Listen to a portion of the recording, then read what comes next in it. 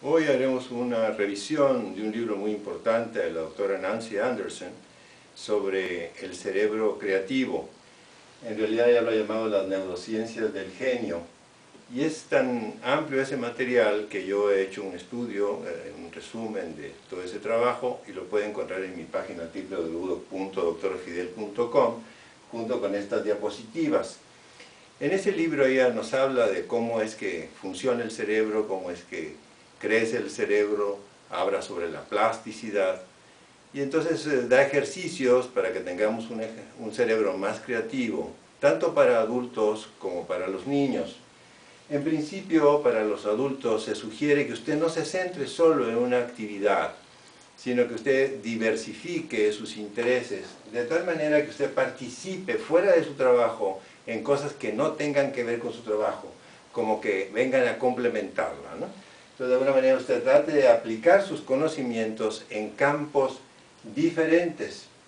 Y la base de tener un cerebro creativo, pues es pensar, acostumbrarnos de alguna manera a estar pensando, principalmente, por ejemplo, haciendo meditación, o simplemente tratar de observar las cosas que nos rodean, pero tratar de observarlas de una manera diferente. Por ejemplo, tratar de escribir todo aquello que observamos, tratando de buscar palabras nuevas para describir aquello que vamos a ir observando. Los estudios que se han hecho en budistas sobre su condición de meditación nos han demostrado que existe dentro del cerebro lo que se llama una sincronía a nivel de las ondas gamma, y que eso permite la coordinación de diferentes áreas del cerebro y que permite muchísimo la capacidad de poder ser creativos.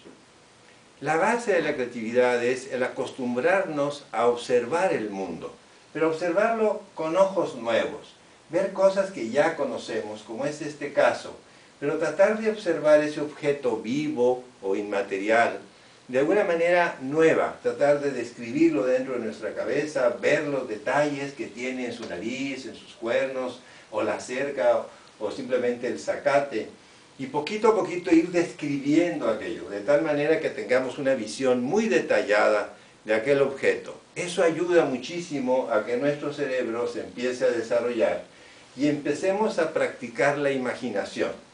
Por ejemplo, es el caso, ¿verdad?, que si usted va por la calle en su vida cotidiana y se encuentra con algo, trate de pensar en eso profundamente. Por ejemplo, si usted ve a una persona que está pidiendo limosna, tratar de preguntarse, bueno, esta persona, ¿por qué estará ahí? ¿Es que está enfermo? ¿Es que está haciendo un fraude, haciéndose pasar por pobre? ¿Cómo será su vida? ¿Cómo será su familia? ¿Qué condiciones lo llevan a esta situación? O sea, tratar de alguna manera de meditar sobre las cosas cotidianas que nos vamos encontrando todos los días mientras caminamos por la vida. Esto nos va a permitir el que empecemos a practicar nuestra imaginación. Concretamente, en este caso, pues tenemos una ave muy hermosa, ¿verdad?, en la cual uno se solaza viendo su forma, sus colores, etc. Pero puede ser cualquier cosa en la cual usted empiece a observarla y empiece a decir, bueno, ¿y qué se sentirá ser pájaro?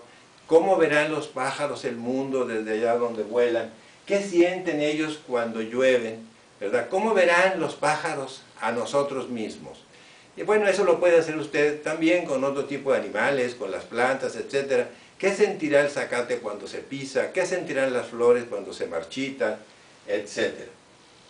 La educación para los niños también va un poco en ese mismo sentido. Y una de las cosas que más impide la creatividad de los niños, pues es precisamente la televisión, por lo que ellos debieran de acercarse a la televisión solamente en forma limitada, quizás 1 hora al día. Y sería para acercarse a ver programas que de alguna manera les provoquen imaginación o que fueran creativos. Y sobre todo que ellos empezaran a investigar cosas que estén en su ambiente, en su casa, en su jardín, etc. Por ejemplo, describir las cosas de la alacena, buscar las cosas que hay en el baño, descubrir los pequeños animales que hay en el jardín, siempre preguntarse por qué existe esta oruga, por qué existe esta planta, hacerse un uso de una pequeña lupa para ver las hormigas, de tal manera que ellos empiecen a interactuar con su ambiente y no estén pasivos recibiendo la información desde la televisión. La lectura es importantísima, porque usted sabe, hay muchas cosas que vienen innatas, nosotros podemos ver, oír, sentir, etc. pero no nacemos leyendo, es una cosa que tenemos que aprender. Entonces tratar de leer con los niños desde muy pequeñitos, antes de que ellos sepan incluso hablar, contarles los cuentos, ir leyendo junto con ellos los libros, ¿verdad? Y que vayamos preguntando, bueno, ¿y por qué le pasó esto al ratón? ¿Por qué sucedió esto con el conejo? Etcétera. De tal manera que ellos vayan como relatando los mismos cuentos junto con usted una y otra vez. Al mismo tiempo irlos invitando a contar, decir, bueno, ¿y aquí cuántos bomberos hay en esta imagen? ¿Cuántas flores existen acá? Etcétera. Invitarlos a que describan los colores desde muy pronto. Los juguetes, que es algo muy importante hoy en nuestro mundo comercial, no debe ser cualquier juguete, debe ser un juguete que aporte al niño diversas cosas, por ejemplo, la textura, el color, que vengan acompañados de música o de números, etc. Estimularlo de tal manera que vaya a diferentes áreas del cerebro el mismo juguete. Y esto nos hace que de alguna manera empiecen ellos a desarrollar también un sentido de que no haya diferencia entre los hombres y las mujeres en esos juegos.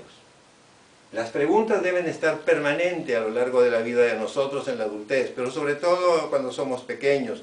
Y cuando vamos con los niños, ir preguntando, bueno, ¿y por cómo vuela un avión?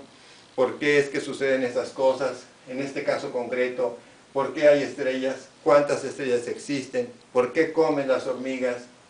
De manera también que los niños se acerquen a la naturaleza, o sea, que no estén metidos nada más en un ambiente citadino, sino que se acerquen a los animales, a los ríos, al mar si es posible, a los árboles, y siempre preguntando y preguntando por qué están los árboles, por qué existen las cosas, etc. La música es un elemento fundamental. Muchos estudios sobre cerebro se ha demostrado que los músicos tienen un cerebro diferente a las demás personas porque durante muchas horas al día practican lo mismo, ¿no?